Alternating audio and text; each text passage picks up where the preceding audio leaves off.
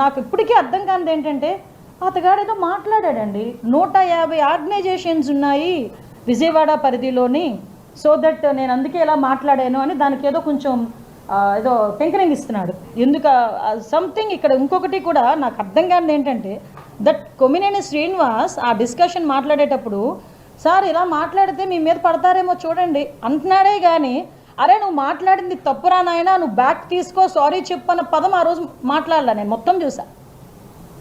అది కూడా ఇతను దానికి ఎక్స్ప్లెనేషన్ ఇస్తున్నాడు. విజయవాడ పరిధిలో 150 ఆర్గనైజేషన్స్, ఎన్జిఓ ఆర్గనైజేషన్స్ ఉన్నాయని. నేను నా క్యూరియాసిటీ కొద్దీ నాకు తెలియాలి కదా అని నేను హెల్త్ డిపార్ట్మెంట్ని అడిగా, అసలు ఎన్ని ఆర్గనైజేషన్స్ ఉన్నాయి ఈ ఫిమేల్ సెక్స్ వర్కర్స్కి సంబంధించి ఆర్గనైజేషన్స్ అంటే స్టేట్ మొత్తం మీద చూసుకుంటే 109 ఉన్నాయి. అందులో మన్యంలోని, అల్లూరి, ఏఎస్ఆర్లోని లేవు ఆర్గనైజేషన్స్.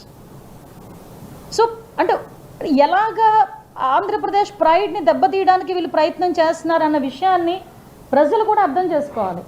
అంటే అవాస్తవాల్ని ఏదో ఎక్కడో ఛానల్లో కూర్చొని నోటుకు వచ్చినట్టు మాట్లాడేస్తే అవన్నీ నిజాలైపోతాయి, దాన్ని మేము మిగతా చిన్న చిన్న కట్ అండ్ పేస్ట్ చేసుకొని మేము సోషల్ మీడియాలో వదులుకుంటామంటే ప్రజలు చూస్తూ ఊరుకోవాలా?